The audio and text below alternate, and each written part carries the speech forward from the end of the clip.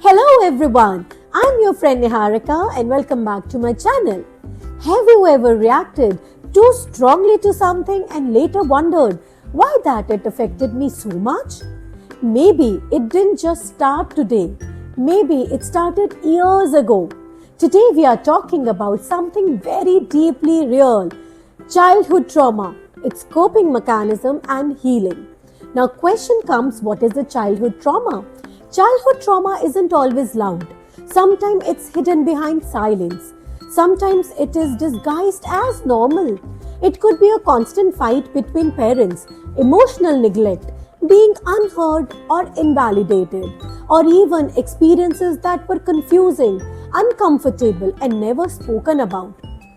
Research, including Insights from the Body Keeps the Score, shows that trauma just doesn't stay in memory, it gets stored in brain and body.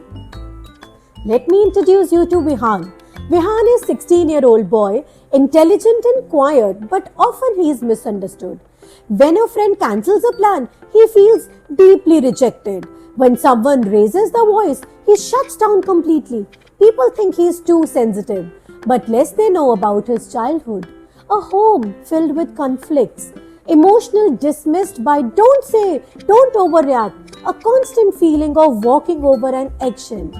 So what happened? His brain learned one thing, I am not safe. How trauma shapes teen emotions. Teenagers are already experiencing a lot of emotional highs and lows, but trauma intensifies it. Scientifically, the brain's fear center becomes hyperactive. Logical thinking struggles to regulate emotions. Body stays in constant survival mode. That's why sometimes teenagers overreact or they withdraw. They struggle with trust. They intensify anger, anxiety. So what is happening? The brain is trying to protect them. Now, there is another kind of trauma. One that often is hidden in silence. Let's talk about Meera. Meera grew up as a cheerful child, always around, happy, and at the age of 9, something weird happened with her, which she couldn't fully understand. Someone she trusted crossed the line. She didn't have the words to express. She didn't tell anyone, but her behavior changed. She became withdrew, avoided certain people and situations, felt a constant sense of discomfort in her own body. As she grew older, this unspoken experience began to intensify. She found it hard to trust people. Physical closeness made her very anxious. She often blamed herself without knowing reason why. So, relationships felt confusing. She wanted to connect, but the fear came back. This is something many survivors are experiencing. Not because they are weak, but because the brain and the body are trying to protect them from their past harm. So what to do? To survive, mind creates a coping mechanism. Now this coping mechanism can be unhealthy, which I'm going to tell you, which nobody should do. Avoiding experiences and emotion, people pleasing, overthinking, emotional numbness. These protect us temporarily, but can limit us later on in our life.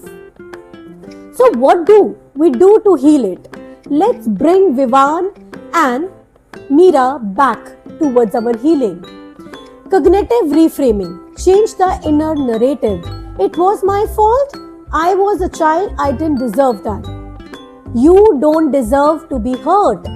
Say this. Grounding technique. When emotions feel overwhelming, reconnect with your present. Simple awareness can calm the nervous system.